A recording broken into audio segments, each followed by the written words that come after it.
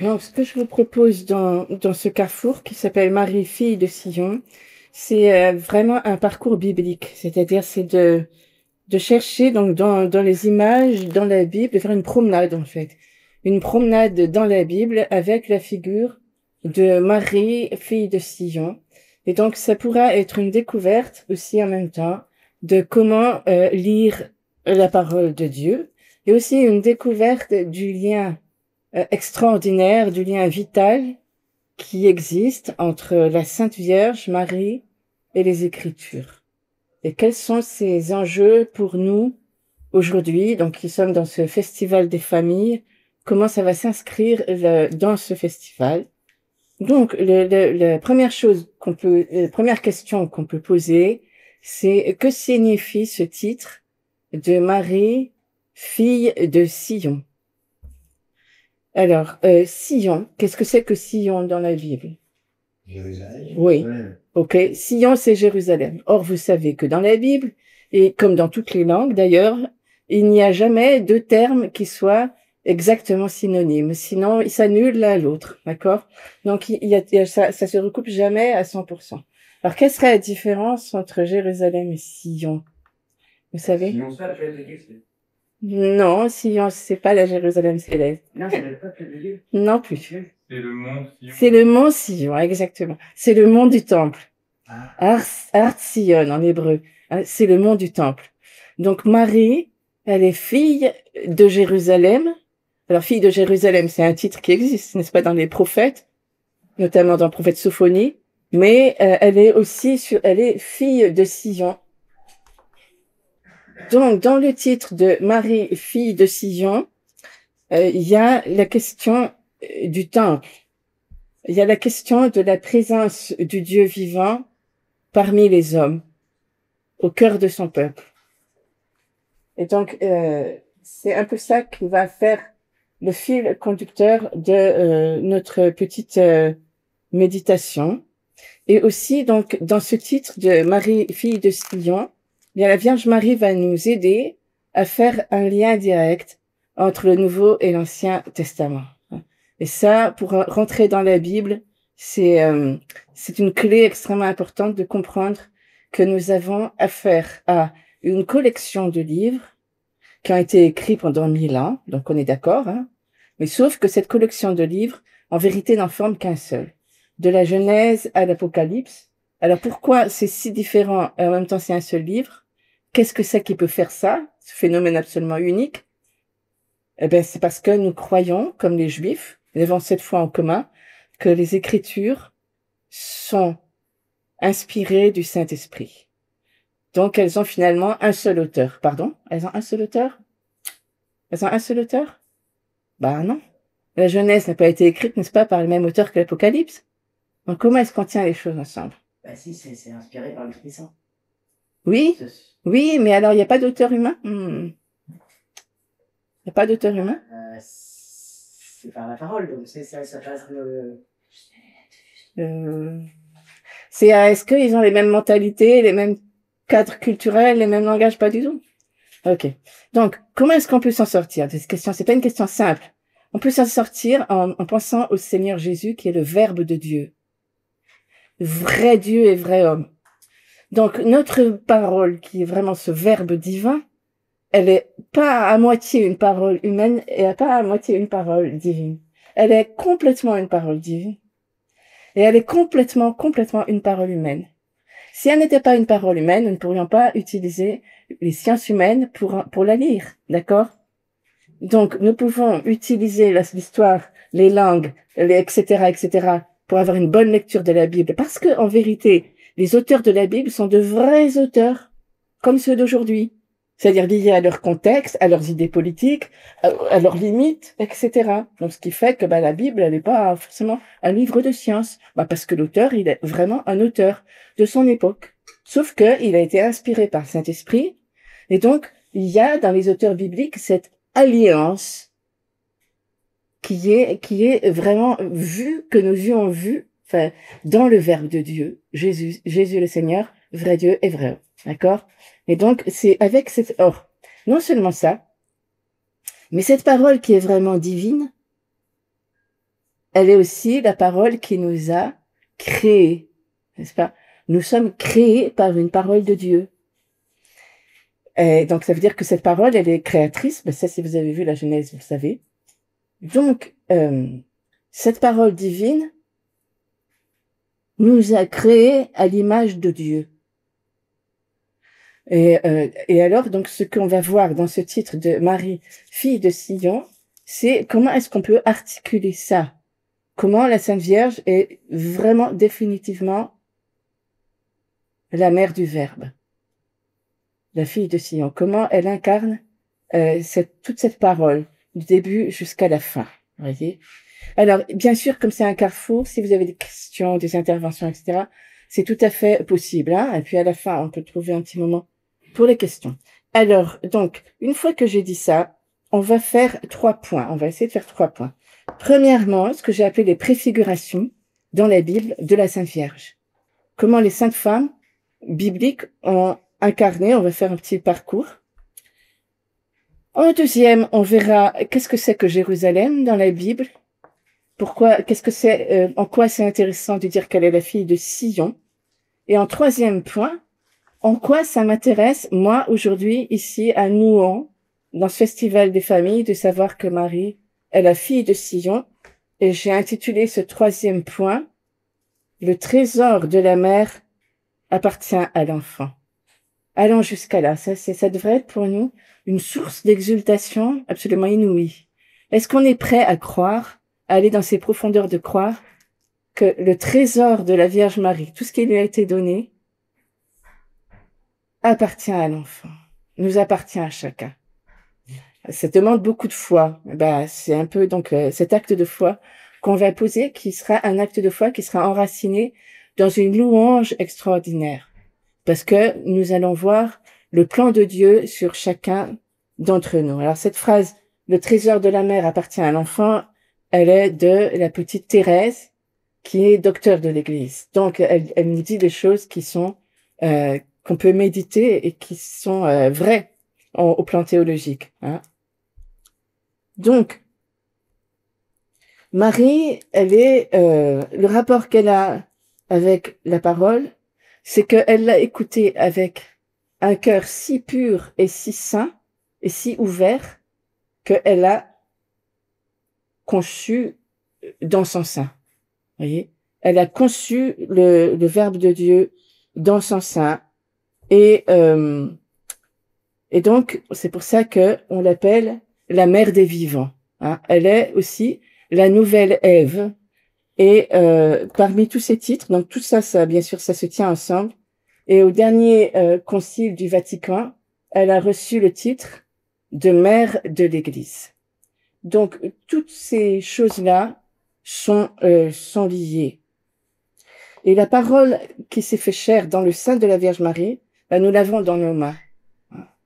C'est cette Bible que nous avons dans nos mains qui s'est incarnée dans le Christ Jésus, vrai Dieu et vrai homme. Donc l'enjeu, c'est que en nous mettant à l'école de la Sainte Vierge, en l'accueillant dans notre maison, eh bien nous aussi, chacun à sa place, chacun dans sa vocation, chacun à sa mesure, mais nous serons capables d'incarner ce Verbe de Dieu, de faire produire du fruit à la parole dans nos vies. Vous voyez? Et comment ça va se faire? Comment ça va se faire? Comment on va le faire? La Sainte Vierge, elle a posé cette question. Comment ça se fera? Vous voyez? C'est divin. Hein? Nous, il faut accueillir, et il faut méditer, et il faut faire notre part, mais le Seigneur fera le reste. Hein? Comment cela se fera-t-il? C'est la question qu'on peut poser au Seigneur. C'est magnifique ce qu'on a entendu, mais comment cela va-t-il se faire? Ça se fera pour chacun. C'est pour tous ceux qui écoutent la parole. Donc, où est-ce que je trouve ça dans la parole? C'est le Seigneur Jésus qui le dit. Qu'est-ce qu'il dit? Celui qui écoute ma parole et celui qui la met en pratique, écoutez bien, c'est inouï. Celui-là met un père, une mère, un frère, une sœur. Quoi? Un père pour Jésus? Mais il a un père, non? Qu'est-ce qu'on peut dire à ça? Le psaume Vous voyez que dans l'écriture, on a les réponses aux questions qu'on se pose. À peine l'as-tu fait moindre qu'un Dieu. À peine l'as-tu fait moindre qu'un Dieu. C'est dans ces hauteurs-là, c'est dans cette gloire qu'il faut se souvenir de notre vie. Alors c'est difficile parce que on a les pieds dans la boue, on marche, on est à moitié à tâtons, on est dans ce monde de ténèbres, on lutte, on râle, etc., etc., etc. C'est pas vraiment glorieux. C'est pas vraiment glorieux. Et pourtant, c'est une gloire inouïe qui nous est promise, qui nous est donnée. Et la Sainte Vierge veut nous le dire, elle veut nous répéter que nous sommes appelés à cette gloire incroyable d'incarner nous aussi cette parole et d'exulter de pouvoir avoir ce contact avec la parole qui va non seulement nous recréer, mais créer autour de nous. Okay. Alors, moi, je vous ai dit que on était dans les préfigurations. Alors, je vais vous dire que dans la Bible, il y a une clé. Le tout premier commandement biblique, qui est-ce qui le connaît? Tout premier. Commandement number one. Tu n'adoreras qu'un seul Dieu? Non. Ah, c'est le piège. On m'a dit, je vais vous mettre sur la piste. On m'a dit, quoi? Tu veux faire les commandements? C'est un juif qui m'a dit ça. Tu veux faire les commandements? Bah oui. Tu fais même pas le premier. Moi, je fais pas le premier. Vous le faites. Moi, non. Oui, c'est ça, c'est écoute. Non. Croissez et multipliez-vous. C'est le commandement donné à Adam. C'est le premier. Et toi, tu le fais pas. Tu es stérile. C'est ça, ça va pas. Voyez? Oui. Et voilà. Eh ben, bien entendu. Ils sont offensés de voir qu'une femme n'appartient pas, porte pas de fruits. C'est vraiment fou. Il faut que j'aie des enfants. Il me le faut. C'est le premier commandement. Voyez? Et alors, Pourtant, il y avait des villages au temple, non? Non. C'est pas si évident. Ah, oui. C'est pas si évident. Elle était peut-être vierge pour un certain temps, mais Ouais, c'est ça. normalement, il faut se marier dans le judaïsme. Et donc, la question, c'est que, bah, pourquoi je porte pas de fruits? La réponse, c'est parce que je suis déjà au royaume. Ah bon? Je vais t'emmener à Gaza, tu vas voir si on est au royaume. Oui, bah, pourtant, on est déjà au royaume, hein. Nous, les catholiques, les chrétiens, on est passé déjà de l'autre côté, même si on est encore en route dans ce chemin. D'accord? Et donc, il s'agit pas de produire, de faire des trucs, d'avoir des usines, etc. Il s'agit avant toute chose de porter du fruit, et c'est toujours vrai aujourd'hui. Donc, il y avait un enjeu incroyable pour les matriarches. Il fallait qu'elles aient du fruit, non seulement parce que c'était le commandement donné à Adam, mais en plus de ça, et elles le savaient, elles devaient porter la descendance messianique. Elles devaient porter le salut du monde. Lisez la descendance de la généalogie de Jésus, bah il y a les matriarches dedans, Rachel, Léa, etc. Elles sont les mères. Ok, d'accord. Et pourtant, bah ça commence très très fort parce que donc vous connaissez l'histoire d'Abraham. Ça commence avec Abraham. Eh ben Sarah est stérile. Hein, ça commence très fort. Je vais te donner un fils, tu auras une descendance, etc., plus nombreux que le sable et les étoiles du ciel, puisqu'on en fait tous partie. Et voilà qu'elle est stérile. Donc, catastrophe, en plus, elle a 90 ans. Alors, qu'est-ce que ça veut nous dire? Dès le départ, ça veut nous dire comme ça, que, voilà, qu'est-ce qu'elle a fait? Donc, Sarah, elle a donné à Abraham Agar, sa servante. Puis finalement, c'était pas le fils promis, c'était pas sa descendance. Donc, il y a eu l'histoire avec les 3 anges et finalement, elle a eu un enfant. Bon. Et ça continue, si encore il y avait elle, mais ça continue avec donc Rebecca. Et donc, Isaac doit prier pour Rebecca. Vous avez ça en Genèse 25, 21, parce qu'elle était stérile. Puis, on arrive à Rachel.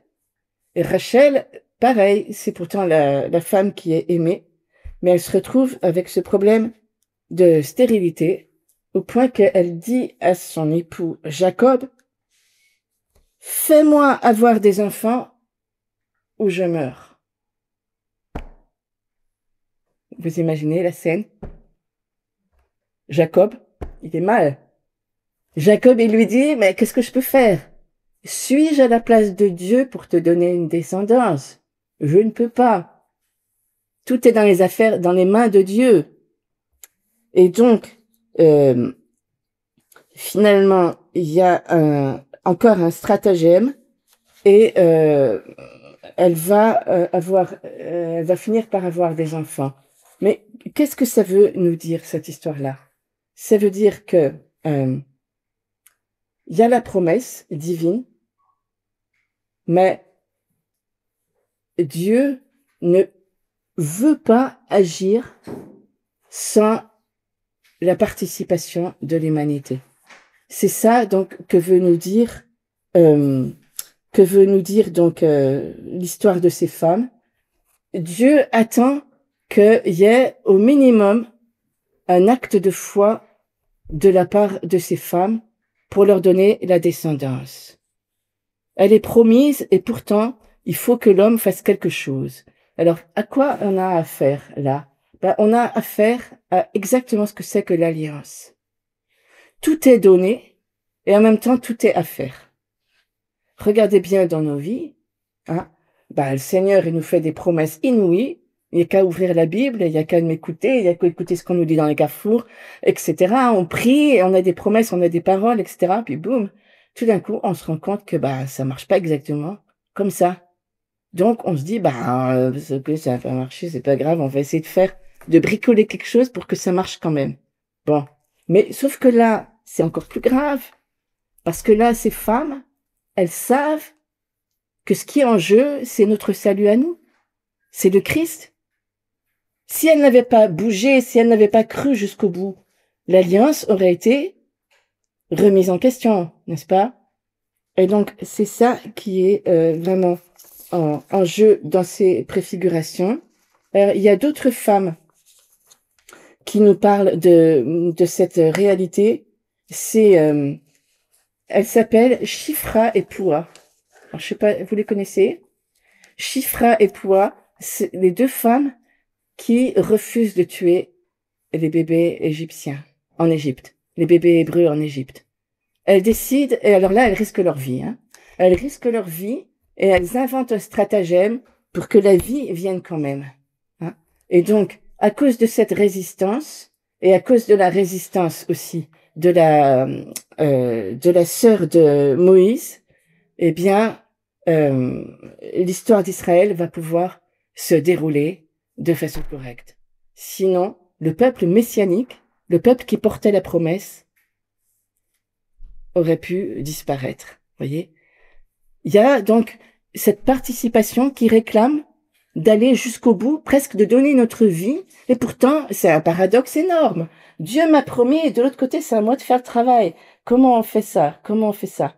Et donc, toutes ces matriarches, elles nous expliquent à quel point elles ont été inventives pour que malgré tout, en dépit, à la limite, on pourrait presque dire en dépit de Dieu, si on était vraiment fâchés, malgré lui, mais non, c'est pas malgré lui, la promesse doit s'accomplir.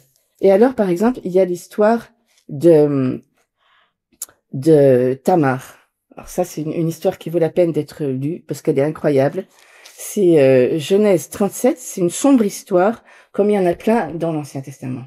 C'est pour ça que c'est tellement agréable comme lecture, parce que c'est toujours des histoires, des situations totalement improbables, mais qui finissent toujours finalement dans la lumière.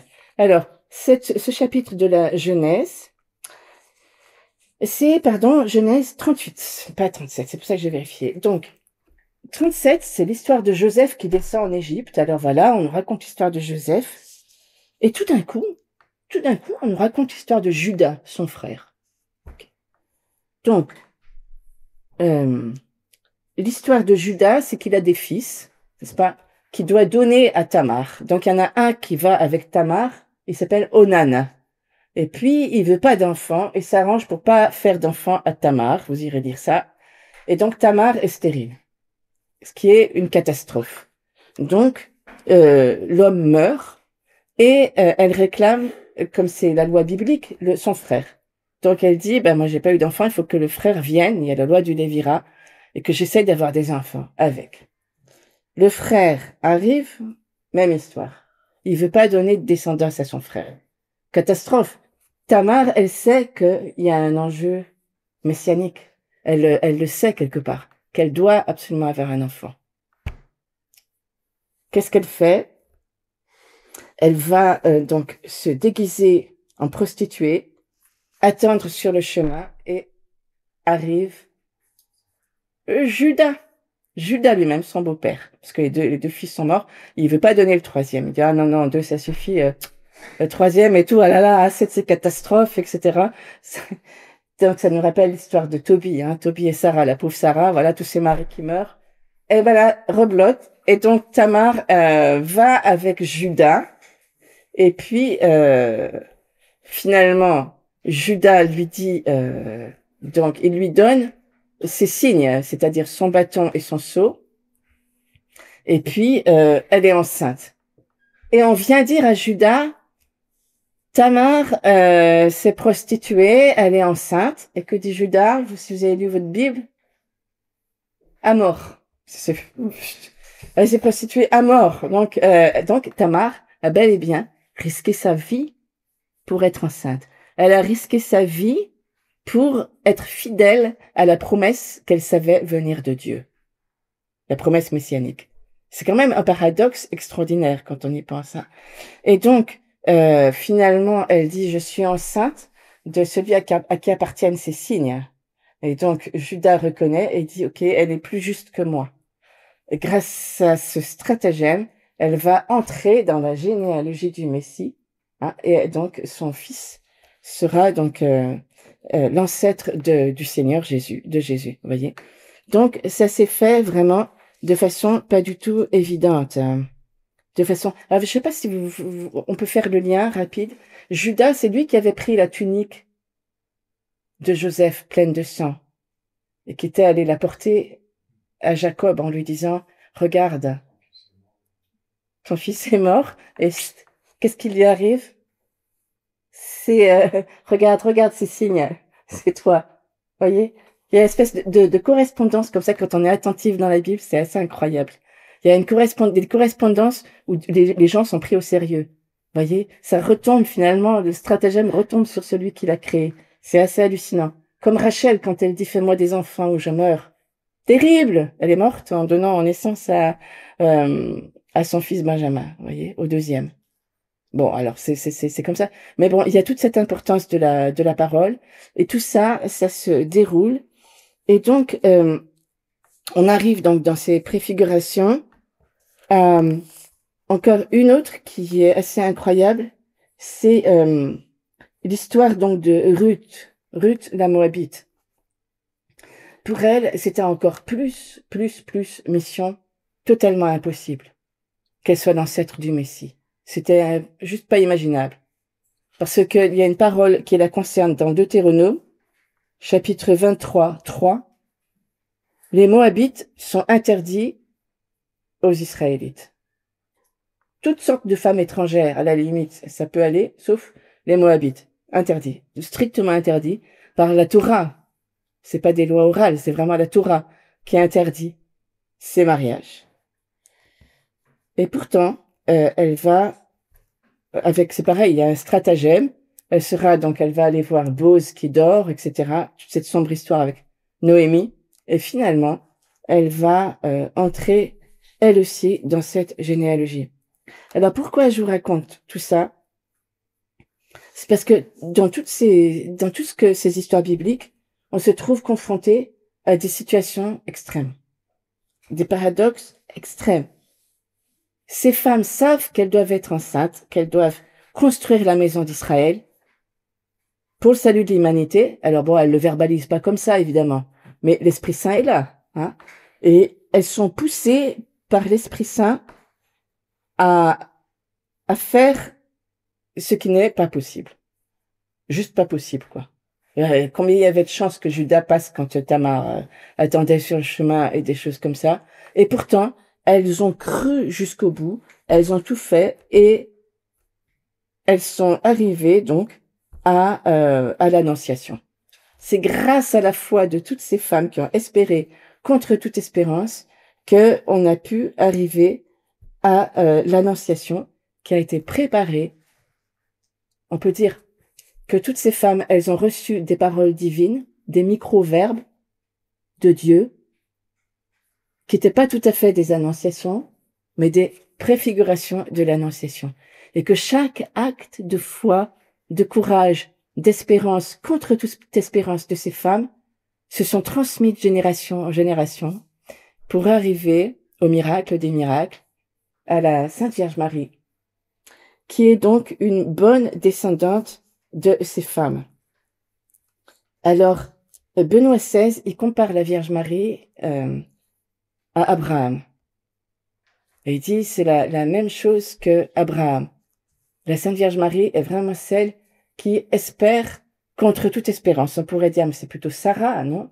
Ce serait plutôt Sarah. Non, c'est Abraham. C'est vraiment lui, le patriarche, qui reprend, donc, qui le père de toutes les alliances, qui est donc aussi une figure de la foi de Marie.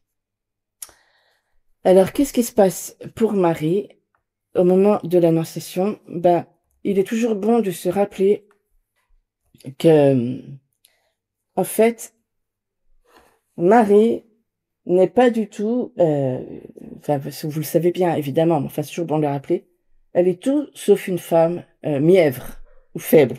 Elle est vraiment l'héritière de ces femmes fortes de la Bible. Elle est vraiment la femme forte par excellence. Elle est la femme forte du Proverbe. Je sais pas si vous avez vu la finale du livre des Proverbes. Une femme forte qui va la trouver. Elle se lève le matin, elle travaille, etc., etc. La Eshet Raël, on la chante. C'est vraiment la femme qui est dans toute sa force. Et voilà, c'est la Vierge Marie. Elle est pas du tout une femme effacée ni rien.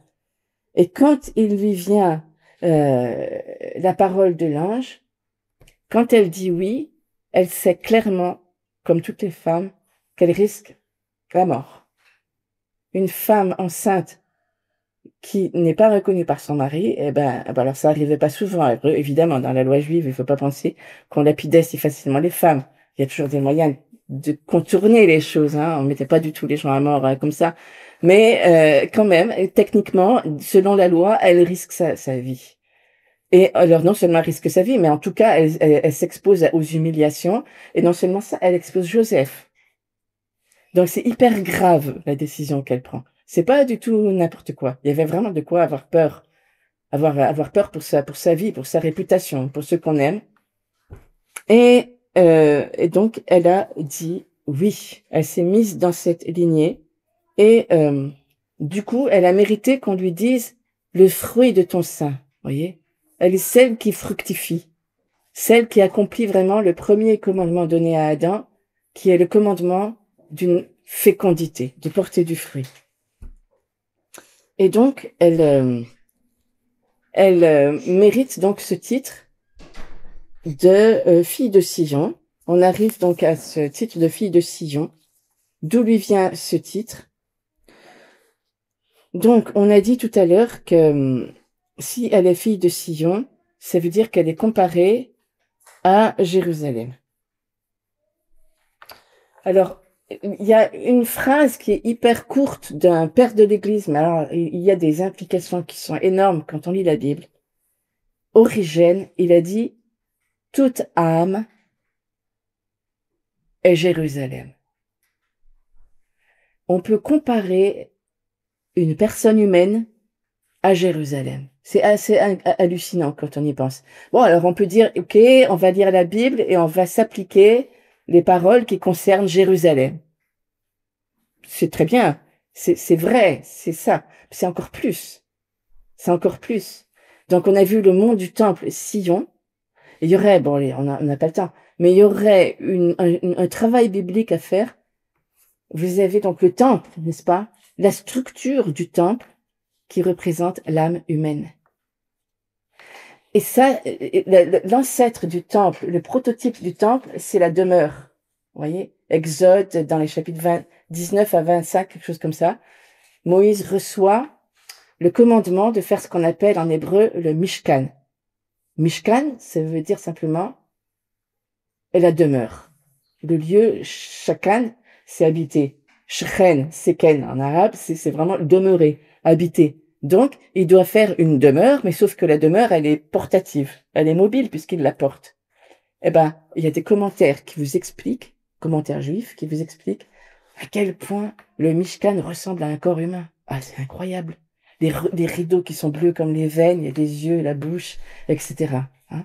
Donc, la demeure est construite comme un corps humain. Quand je vous dis qu'on est créé à l'image de Dieu, N'est-ce pas incroyable? Donc, il y a cette demeure, et Dieu dit à Moïse, fais-moi un sanctuaire. On pourrait penser, c'est quoi la suite? Pour que j'y habite, n'est-ce pas? Fais-moi un sanctuaire pour que j'habite au milieu d'eux. Déjà, dans le désert, le désir de Dieu d'habiter au milieu d'eux. Donc l'ancêtre du temple qui est l'image du corps humain, de nous-mêmes, le temple de Jérusalem, qui a été comparé aussi à un corps humain, n'est-ce pas? Et donc, nous qui sommes ce temple, hein, ça c'est Jésus qui le dit, donc et Paul, vous êtes le temple de Dieu. Hein. Et donc, on peut trouver dans la Bible toutes ces préfigurations. Et donc, quand on pense à Marie, fille de Sion, il faut apprendre à lire la Bible en faisant des analogies comme ça, en liant les versets entre eux. Plus on lit la Bible, plus on va trouver ces correspondances. Marie, elle est fille de Sion, elle est fille donc du temple. Et ben, elle est aussi mère de l'Église, vous voyez. Ça peut se comprendre. Et donc, à ce moment-là, cette parole, cette chose-là, si on les approfondit, on va mettre en pratique un petit verset qui est dans Sagesse 16-12, qui dit comme ça. Ce ne sont pas des médicaments ou des onguents qui nous guérissent, Seigneur, mais ta parole. Pourquoi est-ce que cette parole est guérissante? Elle est guérissante parce que on découvre qu'il y a une unité extraordinaire de la Bible, de Genèse jusqu'à l'Apocalypse. Il y a cette logique divine. Dieu nous raconte toujours la même chose, sauf qu'il le dit à des époques différentes, etc. Et on réconcilie la rupture entre les deux testaments. Voyez? On peut penser qu'il y a une rupture entre les deux testaments. On l'a entendu dans des homélies, n'est-ce pas? La loi ancienne desséchée, etc., les pharisiens. Oui, mais moi, en quoi ça m'intéresse comme chrétienne aujourd'hui de savoir que les pharisiens ont dit ceci ou cela? Ça m'intéresse en quoi de savoir qu'ils n'étaient pas des types sympas? En quoi ça m'intéresse? Acclamons la parole de Dieu, oui, c'est bien gentil. Pourquoi ça m'intéresse? Bah, cet homme, c'est toi, évidemment. Hein? C'est la parole vous vous rappelez, du prophète à David. David qui se met à dire à mort cet homme-là qui a fait une chose aussi affreuse. Et le prophète le regarde et dit, c'est toi, roi David. Voyez, cette parole, cet homme, c'est toi. Les pharisiens sont affreux, cet homme, c'est toi. À nous de nous convertir. À nous aussi, nous sommes ces pharisiens aujourd'hui. Évidemment, sinon il n'y a aucun intérêt. Donc la loi n'est pas sèche, au contraire. Dieu dit Jésus dit, il a cette parabole du fils qui demande à son père un œuf ou un serpent, un œuf. Il dit, mais s'il demande un œuf, est-ce que le père va lui donner un serpent? Mais nous, on peut dire, qui est le fils de Dieu? Israël. Dans Exode, j'ai dit, tu es mon fils. Et Dieu, le père, va lui donner un serpent. Il va lui donner une loi qui est pas belle, qui est pas source de vie. Non. La loi de Moïse, de l'Ancien Testament, est source de vie. Elle est belle encore aujourd'hui. L'alliance n'a jamais été révoquée. Et donc, c'est une guérison profonde d'entrer dans cette réconciliation, dans cette unité des Écritures. Parce que nous sommes profondément réconciliés parce que nous comprenons que Dieu est fidèle, que Dieu dit toujours la même chose. N'est-ce pas? Et que donc ces Écritures sont toutes sources de vie du commencement jusqu'à la fin. Elles ne sont pas sources de vie. Et bien sûr, c'est déjà merveilleux de voir qu'il y a des préfigurations. C'est déjà beaucoup, n'est-ce pas? Mais elle n'est pas seulement préfiguration. Elle est aussi parole de vie pour nous aujourd'hui. Et le moyen de le voir, c'est de nous y plonger et de voir à quel point ça correspond. Il y a des correspondances inouïes entre le premier et le deuxième testament. Et donc, ce titre de la Vierge Marie, mère du Verbe, fille de Sion, il est vraiment extraordinaire pour nous aider à comprendre tout ça. Alors, donc, je vous ai dit que si vous avez des questions, vous pouvez toujours intervenir. Je vais essayer d'avancer, s'il faut avancer. Ok, on a dit que donc Jérusalem préfigurait notre âme, d'accord? Alors, il y a deux choses qu'on peut dire avec Jérusalem. Je vous l'ai dit simplement, et après, ce sera à vous de continuer l'exploration. C'est comme si je vous montre des portes. On peut pas aller plus loin. Une première porte, c'est que vous avez un mot en hébreu au moment après la chute d'Adam. Dieu dit, où es-tu? N'est-ce pas? Alors, nous, en français, où es-tu? Voilà, où es-tu? Bon, il le cherche, Dieu cherche Adam. Non, en hébreu, c'est un peu plus que ça. En hébreu, c'est pas où on dit Eifo. Et là, Dieu, il dit pas Efo. Il dit Eir. Eir. Ça veut dire comment. Comment? Il pose une question. La chute, comment? Et il y a un livre biblique qui commence par ce titre. Par comment? Est-ce que vous connaissez? C'est pas vocalisé de la même façon. C'est pas vocalisé Eir, c'est vocalisé Aïka.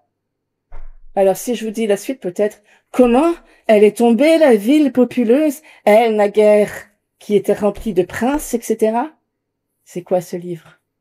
C'est le livre des Lamentations de Jérémie sur Jérusalem, qui vient d'être exilé, qui vient de tomber aux mains des Babyloniens.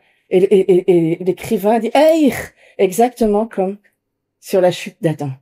La chute de Jérusalem, c'est la chute d'Adam. Donc, qu'est-ce que ça veut nous dire? Ça veut nous dire que la ville de Jérusalem, qui a une vocation particulière, elle a aussi, comme le peuple d'Israël, une vocation qui est pour les nations, qui est universelle. Les deux sont vraiment mêlés. Et le destin de Jérusalem, c'est le nôtre. Nous sommes des exilés, hein, on le chante. Pleurant et gémissant dans cette vallée de larmes. Bon, alors, c'est pas qu'une vallée de larmes, on va pas. Mais quand même, c'est le destin d'Adam. Adam est exilé tant que nous ne sommes pas dans le royaume. Tant que nous ne sommes pas au festin des noces, nous sommes en exil. Et alors, ce que vont vous dire les historico-critiques, la Genèse a certainement été écrite. Alors bon, c'est rédigé, on va dire, parce que c'est des traditions orales, n'est-ce pas? Mais elle aurait été composée, finalisée après l'exil. Alors pourquoi c'est intéressant? Pourquoi c'est intéressant de savoir que ça a été finalisé après l'exil, la Genèse? Parce que comme je vous l'ai dit, les scribes sont vraiment des auteurs humains, donc ils écrivent avec leur propre histoire. Et qu'est-ce qui est arrivé à ce scribe? Il était au paradis, il était avec la présence de Dieu à Jérusalem. À cause du péché de son peuple, il est parti en exil. Et de sa pauvre histoire, complètement unique, pauvre dans un certain endroit de Babylone, cette pauvre histoire de ce scribe, elle rejoint l'humanité tout entière. Voyez, en passant par Jérusalem. Il a vu la chute de Jérusalem, il a vu la chute d'Adam. Et Jérusalem est faite, mais évidemment, on ne va pas rester au livre des Lamentations. Elle est faite pour être restaurée. Lisez les Lamentations, mais après vous courez à Isaïe 60. Parce que c'est voilà. Et donc, Isaïe 60, elle est magnifique, elle est splendide, elle est bâtie sur des rubis, enfin, elle est complètement restaurée, etc. Et donc, voilà, c'est ça, donc, cette vocation. Mais alors, il y a une autre chose que je vous ai dit que j'allais vous dire. Ça, c'est une chose. Et la deuxième chose, c'est que dans la tradition juive, Adam a été créé où? Au mont du Temple. Il a été créé au mont du Temple, avec la poussière du mont Sion, voyez. Donc, c'est vraiment lié à l'humanité. Hein, Jérusalem comme le nombril du monde, Adam créé, et alors le nouvel Adam, Jésus, il est mort et ressuscité là, à 100 mètres à vol d'oiseau, au Golgotha. Et si vous entrez dans le Saint-Sépulcre, il y a une chapelle d'Adam. Il y a la chapelle d'Adam avec son crâne qui est enterré. Et regardez vos crucifix, il y a un crâne sous le crucifix qui est le crâne d'Adam. Regardez l'image de la résurrection, Jésus va chercher Adam, il est juste dessous. C'est le même endroit, voyez. C'est ce même endroit. Et donc, c'est toute cette symbolique qui est portée dans ce titre de Marie, fille de Sion, Marie, fille de l'humanité, en même temps, mère de l'humanité, cette nouvelle Ève. Donc, je vous ai dit qu'il y avait un troisième point, ce que je les retourne, et on va conclure avec ce troisième point, c'est le trésor de la mère appartient à l'enfant. Donc, comment nous pouvons entrer dans donc cette participation, eh bien, je vais vous citer donc Saint Augustin qui est cité par le catéchisme. En gros, il dit Dieu qui t'a créé sans te demander, il va pas te sauver sans ton consentement, c'est-à-dire sans ta participation. Voyez, c'est-à-dire que la Sainte Vierge n'a jamais été passive. Elle est absolument pas du tout ce qu'on pourrait appeler une mère porteuse. C'est tout sauf ça, absolument pas du tout. Elle participe avec sa volonté, etc., à l'incarnation. Et donc, c'est tout à fait le paradoxe de notre vie chrétienne, c'est d'apprendre à avoir ce que j'ai appelé un abandon actif. Il faut pas se contenter d'abandonner, etc. Ça, ce serait une hérésie. On n'est pas là pour tout laisser tomber, etc. Et puis, Dieu va le faire, non? Et on n'est pas non plus appelé à faire tout à la force du poignet. Parce qu'on va jamais y arriver, c'est impossible. Il faut réussir à être des gens d'alliance. Et donc, ces gens d'alliance, chez les Juifs, ils disent, il y a un mot pour ça, ils disent ce sont des gens en marche. Quand on marche. On n'est jamais équilibré quand on marche, voyez? Mais le propre de l'homme qui est en alliance, c'est de marcher. Et de trouver cet équilibre sans cesse à refaire entre ma volonté et celle de Dieu. Ma volonté et celle de Dieu. Pour les bâtir toutes les deux en alliance. Et donc, c'est ça que la Sainte Vierge va nous donner. Et alors, l'autre paradoxe, c'est que le fruit de cette marche, eh bien, c'est la plus grande des libertés. Paradoxe avec lequel je vous laisse méditer, plus on obéit au Seigneur, plus on est libre. Techniquement, on le sait, comment est-ce qu'on va l'expliquer? Comment est-ce qu'on va faire pour comprendre que ça, hein? Eh ben, pourquoi ça nous rend libres, en gros? Parce que plus on va obéir à Dieu, plus on va ouvrir la porte au bonheur le plus extraordinaire. Qui est pas un bonheur, c'est pas du plaisir, quoi, n'est-ce pas? Nous sommes payés pour savoir. Mais c'est, un bonheur qui est d'être rendu à notre dignité de personne en alliance, voyez? Et donc d'être de plus en plus libéré, hein? Libéré des aliénations, libéré de l'ego. Et donc, c'est une très grande joie. Et on peut comprendre à ce moment-là comment Paul peut commander à ses disciples d'être joyeux. Non, mais ça va pas la tête. Soyez toujours joyeux. Si j'ai envie de faire la tête, si ça va pas, si j'ai chaud, si j'ai froid, si j'ai des problèmes, si je suis malade, je vais être joyeuse. Non, mais, oh bah, c'est de la poésie, c'est des excès, etc. Non, pas du tout. Pas du tout. Hein. C'est donc cette joie de vivre en alliance qui nous est transmise donc par cette Marie, fille de Sion. Donc voilà, j'en ai fini. Je vous ai pris un peu de temps. Et je voudrais finir en vous donnant, donc si vous voulez, il y a à la fin du mois de janvier, le dernier week-end, il y aura une retraite qui sera prêchée dont le thème c'est cette question. Comment peut-on être libre en obéissant? Comment peut-on se sanctifier, devenir des grands saints en obéissant, hein? Et donc l'histoire c'est que plus on est libre, plus on est saint. C'est pas parce que plus on est saint, plus on est libre. Je renverse. Plus on accepte d'être libéré, plus on va devenir saint. Voilà. Donc c'est le dernier week-end de janvier. Si vous avez des jeunes, des catéchumènes, des gens qui n'ont pas de formation, bienvenue. Et donc il y a pas besoin d'être formé pour ça. Voilà. Merci beaucoup. Et puis si vous avez des questions ou autres, voilà. Ma sœur, il y a une tradition de la consécration de Marie au temple, donc un peu dans la culture catholique quand même, une consécration virginale, enfin de consacrer une virginité à Dieu, mais du coup c'est complètement antinomique avec toute la tradition juive. Oui et non. Oui et non, on peut dire oui et non. Alors, c'est une question complexe, on va dire. C'est une question complexe. D'ailleurs, j'ai pas tous les éléments pour vous répondre. Mais ce qu'on peut dire, c'est que il y a eu dans le judaïsme des consécrations de la virginité ou du célibat à titre exceptionnel. Ça peut arriver, et très souvent c'est à titre temporaire. Mais alors, on peut dire que le judaïsme rabbinique d'aujourd'hui n'est pas le judaïsme du temps de Marie. Qu'est-ce qui s'est passé entre les deux? Et il y a eu nous, et donc il y a eu des réactions anti-chrétiennes qui ont dit, les chrétiens, les premiers moines, dès que les persécutions se sont arrêtées, les fous de Dieu, ils se sont mis au désert pour vivre quand même le martyre. Ils disaient, il y a plus moyen de se faire martyriser, on va aller au désert, on va affronter les démons. Et donc le célibat des chrétiens, peut-être, ça a été une façon de se démarquer aussi du judaïsme rabbinique. Alors ça, je ne vais pas rentrer là-dedans. Il faudrait des spécialistes. Mais donc vous pouvez avoir au moins ces deux éléments de réponse, parce que les nazirs se consacraient à Dieu, mais les nazirs ils étaient pas du tout dans le célibat. Voyez, il faudrait creuser cette question, et après, ça n'empêche pas que, évidemment, qu'il y avait quand même un appel du Saint-Esprit sur la Vierge qui était quand même conçue sans péché originel. Donc, il y a beaucoup de raisons on va dire pastorales, de convenance, bien sûr. Mais voilà, donc ça c'est, voilà, à méditer. Il faut pas penser que le judaïsme qu'on a aujourd'hui était celui de Jésus, évidemment. Ni que la Sainte Vierge a allumé une bougie de Shabbat. Non, c'est pas vrai. Après, d'une façon un peu basique, quand je vous entends, je me dis c'est peut-être aussi parce que du coup, la fécondité, le commandement de fécondité qui nous est donné, il est pour permettre cette ligne messianique.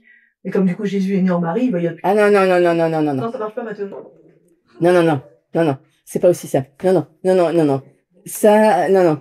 En fait, le sens du célibat, non, au contraire, il faut avoir des enfants aujourd'hui. Par rapport à la Sainte Vierge précisément, ce que dit monsieur en disant, on Ah, a quand même cette tradition très forte de la consécration de Marie, et même après avec Joseph, ils ont vécu dans la virginité l'un avec l'autre. oui, Alors oui, même qu'ils étaient des époux. oui, c'est On peut vrai. quand même dire que Mais ce que je pense, c'est que c'est à titre tout à fait exceptionnel. quand oui, même. carrément. Mais est-ce que c'est Ouais. pas justifié par le fait que la lignée messianique, du coup, s'accomplit parfaitement en Marie, Non. puisqu'elle donne le Messie? Je crois pas. Ok. Là, parce que en fait, ça voudrait dire, ça voudrait toucher notre consécration chrétienne à nous. Donc la consécration chrétienne des consacrés, elle n'est pas du tout dans le fait que Jésus est venu et donc non. Elle est dans le fait que le royaume de Dieu est au milieu de nous et nous anticipons par notre célibat le royaume. On dit que le royaume est au milieu de nous, on le proclame. Tellement au milieu de nous qu'on va renoncer au trésor des trésors qui est d'avoir ce fruit. Et c'est toujours vrai, et c'est toujours la parole n'est pas annulée. Voilà. C'est dans ce sens-là, c'est magnifique parce que dans ce sens-là, Jésus dit, je ne suis pas venu annuler, mais accomplir. Donc la parole n'est pas annulée. Donc il faut, alors, on n'est pas des natalistes forcément, mais quand même, il y a ça dans la Bible, vous voyez. Et quel est le terme hébraïque qui signifie vierge et que nous traduisons par vierge? Voir si c'est exactement le même que ce que nous retenons aujourd'hui. Non, alors, il y a cette fameuse question avec Isaïe, la Vierge concevra. Donc c'était traduit en grec par Parthénos, qui est clairement la Vierge, alors qu'en hébreu c'est Betula.